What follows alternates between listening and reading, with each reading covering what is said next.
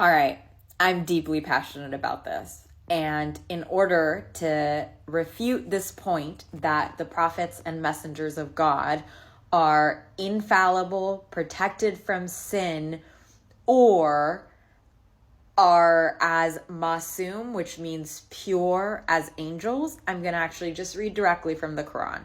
So I'm reading Surah Baqarah, Surah number 2, the cow, and the lines are starting at verse 30.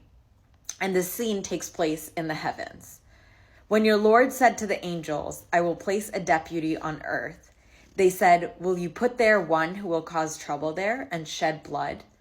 And this while we extol your praise and we worship you? God said, I do know what you do not know. And God taught Adam all names, then set them forth to the angels and said, tell me these names if you are truthful. They said, glory to you. We have no knowledge, but what you have taught us. It is you who are the knowing, the wise. Then God looks over at Adam. God said, Adam, tell them the names. And when he had told him the names, God said, did I not say to you that I know the secret of the heavens and the earth?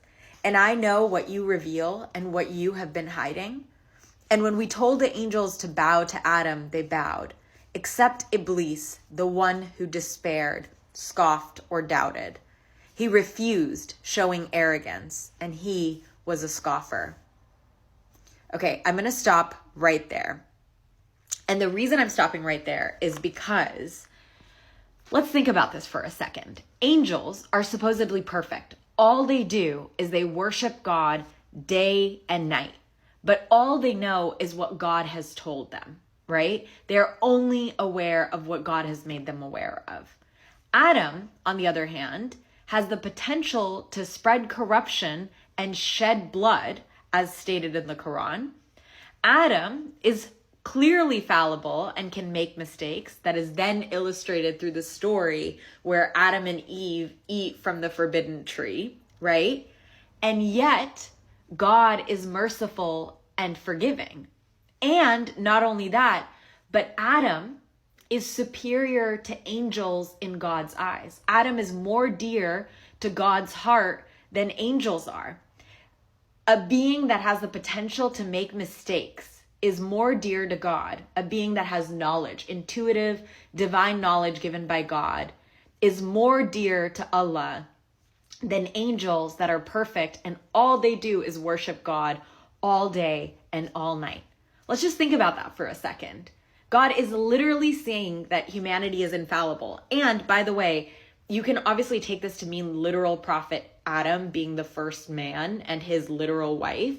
But Adam is also the word in Arabic and other Arabic derived languages that doesn't just mean prophet Adam, one person, but all of humanity. And let's add a little bit more to this. The kalma, or the shahada in Islam, part of La ilaha illallah Muhammadur Rasulullah, right? There is no deity but God, or there's no God but God, and Muhammad is his messenger. A lot of people take that to mean that Muhammad is exalted above all other human beings. But Islam draws a really big distinction between the status of Jesus Christ in Christianity and the status of Muhammad in Islam.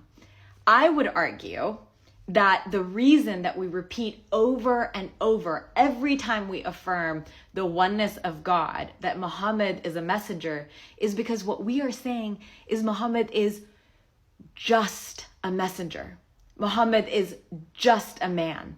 He is a wonderful, thoughtful, kind man who is full of integrity, who had divine revelation and spread the message of God and acted with integrity throughout his whole life. He's a man worthy of following, and he is just a man who made mistakes in his lifetime, a man who asked for forgiveness, and a man who was granted that forgiveness, just like all other prophets in Islam, as stated in the stories of the Quran, and as the groundwork is laid at the very, very beginning in Surah Baqarah.